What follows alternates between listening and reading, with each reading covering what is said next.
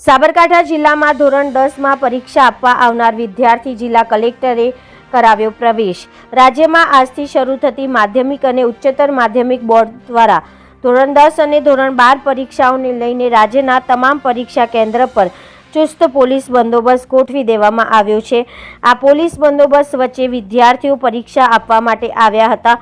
પ્રાપ્ત માહિતી મુજબ રાજ્યના સાબરકાંઠા જિલ્લામાં આ યોજવામાં આવી રહેલી ધોરણ 10 અને ધોરણ 12ની બોર્ડની પરીક્ષા કેન્દ્ર પર વિદ્યાર્થીઓ પરીક્ષા તૈયારીઓ કરી પોતાના કારકિર્દી ઘડવા માટે આ પરીક્ષા આપવા માટે આવ્યા હતા। જિલ્લાના મુખ્ય મથક હિંમતનગર ખાતે આવેલા ત્રિવેણી વિદ્યાલયમાં જિલ્લા કલેક્ટર લલિત નારાયણ સિંહ સાધુ અને જિલ્લા શિક્ષણ અધિકારી મીતા ગઢવીની ઉપસ્થિતિમાં વિદ્યાર્થીઓએ પ્રવેશ આપવામાં આવ્યો હતો। રિપોર્ટર જનક જાદવ, BN ન્યૂઝ ગુજરાતી, સાબરકાંઠા। આજરોજ સમગ્ર ગુજરાતમાં માધ્યમિક અને ઉચ્ચતર માધ્યમિક શિક્ષણ બોર્ડ દ્વારા ધોરણ 10 અને 12ની પરીક્ષાઓનો પ્રારંભ થયો છે।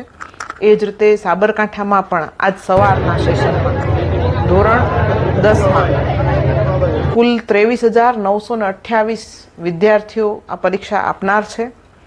42 જેટલા પરીક્ષા કેન્દ્રો છે। આ તમામ પરીક્ષા કેન્દ્રો ઉપર પ્રથમ દિવસે બાળકોને પરીક્ષાનો ડર ન રહે અને ઉત્સાહ